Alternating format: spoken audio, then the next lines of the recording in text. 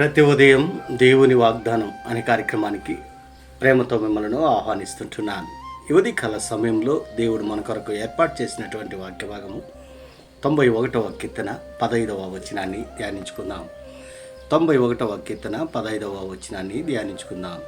అతడు నాకు మొరపెట్టగా నేను అతనికి ఉత్తరమిచ్చేదను, శ్రమలో నేను అతనికి తోడయ్యుండదును, అతడిని విడిపించి అతన్ని గొప్ప చేసేదను.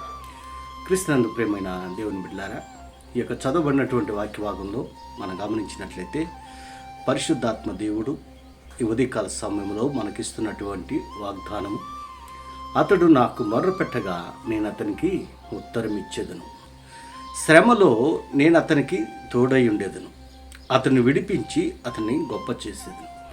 ఈ యొక్క వాగ్దానాన్ని మన జీవితాలకును మన కుటుంబాలకును అన్వయించుకొని ఈ వాగ్దానం ప్రకారము మనం జీవించాలని ఉదయకాల సమయంలో పరిశుద్ధాత్మ దేవుడు మనతో మాట్లాడుతూ ఉంటున్నాడు. క్రీస్తునందు ప్రియమైన దేవుని బిడ్డలారా, ఈ యొక్క వాగ్దానంలోని అంతరార్థాన్ని, ఆత్మీయ సత్యాలను మనం గ్రహించినట్లయితే మరి ఈ యొక్క 91వ కీర్తన బహుశా మోషే రాసి ఉండవచ్చు, లేదా దావీదు రాసి ఉండొచ్చు. ఎందుకనగా 90వ కీర్తన మోషే రచించాడు. 91వ కీర్తన మరి ప్రత్యేకంగా ఎవరి పేరు అక్కడ చేర్చబడలేదు. కానీ ఈ మాటలను బట్టి మొదటి నుండి చివరి వరకు 16 వచనాలలో మనం గమనించినట్లయితే చాలామంది అభిప్రాయము మోషే ఈ యొక్క కీర్తనను రచించి ఉండవచ్చు అని అభిప్రాయపడుతూ ఉంటున్నాడు.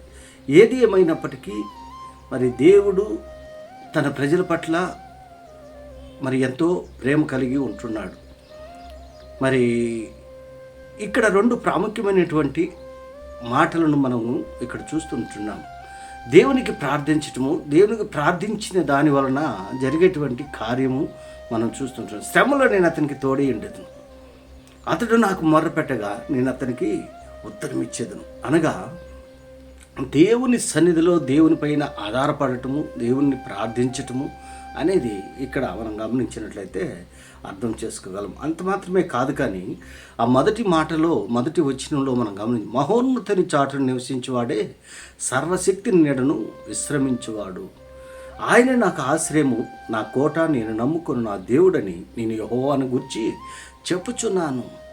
మోషే మరి తన జీవితంలో ఏ రీతిగా దేవుడు తోడుగా ఉంటున్నాడు, ఏ రీతిగా తన ప్రజల పట్ల ప్రేమ కలిగి ఉంటున్నాడు, ఏ వాగ్దానాలను దేవుడు ఇస్తూ ఉంటున్నాడు, ఈ యొక్క అధ్యాయంలో మనం చూడగలం ఈ కీర్తన భాగంలో. అందుకే 16వ వచనంలో అంటాడు, దీర్ఘాయువు చేత అతనిని తృప్తిపరచెదను, నా రక్షణ అతనికి చూపించెదను అని అక్కడ 16వ వచనంలో అంటున్నాడు. అంత మాత్రమే కాదు, 14వ వచనంలో అంటున్నాడు, అతడు నన్ను ప్రేమించున్నాడు గనుక నేను అతన్ని తప్పించెదను, అతడు నా నామం ఎరిగినవాడు గనుక నేను అతన్ని ఘనపరిచెదను. మరి దేవుణ్ణి ప్రేమించేటువంటి వారిని, దేవుణ్ణి ఆరాధించేటువంటి వారిని ఆయన బాధల్లో నుండి, కష్టాల్లో నుండి, ఇబ్బందుల్లో నుండి, ఇరుకుల్లో నుండి ఆయన తప్పించేదానికి మరి ఆయన సిద్ధంగా ఉంటున్నాడు.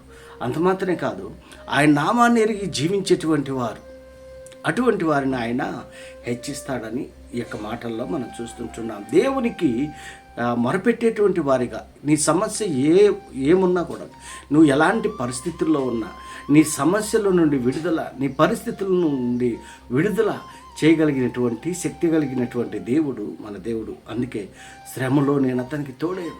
మరి దావీదు జీవితంలో కూడా మనం చూస్తుంటున్నాం, అనేక రీతిలుగా శ్రమలు ఎదురైనాయి. అయినా కూడా దేవుడు దావీదును విడిచిపెట్టలేదు, అనిత్యం కాచి కాపాడు. మోషే జీవితంలో కూడా మరి ఐగుప్తు దేశంలో నుండి ఇశ్రాయేలు యొక్క ప్రజలను మరి బయటికి రప్పించేటప్పుడు అనేక శ్రమలు ఎదురయ్యాయి. మరి ఇశ్రాయేలు యొక్క ప్రజలు సనుక్కున్నారు మోషే పైన, అనేక రీతిలుగా శోధించారు, దేవుణ్ణి శోధించారు, మోషేని శోధించారు. అన్ని సమయాల్లో కూడా దేవుడు మోషేకి తోడుగా ఉన్నాడు, ఎల్లప్పుడూ ఆయన తోడుగా ఉంటున్నాడు. క్రీస్తునందు ప్రియమైన దేవుని బిడ్డ, మన ఆత్మీయ జీవితంలో, మన వ్యక్తిగత జీవితంలో, మన కుటుంబ జీవితంలో మనకు కూడా అనేక సందర్భాల్లో అనేక రీతిలుగా మనము శ్రమలను ఎదుర్కొంటున్నాం. శ్రమల్లో మనం కృంగిపోయినట్లయితే మనం చేతగాని వారిగా మనం మిగిలిపోతాం. అందుకే శ్రమ వచ్చినప్పుడు దేవుని సన్నిధిలో మొరపెడితే ఆయన ఆ యొక్క శ్రమలో నుండి విడుదలగా దయచేసేటువంటి దేవుడుగా ఉంటున్నాడు. అట్టి కృప నేను పొందుకొని దేవునికి సాక్షాత్మై ఈ లోకంలో జీవించాలని ఈ కొద్ది మాటల ద్వారా నేను హెచ్చరిక చేస్తున్నాను. దేవుడి యొక్క మాటలను మీకును మీ కుటుంబాలకు ఆశీర్వాదకరంగా దేవుడు మార్చిన గాక. ఆమేన్.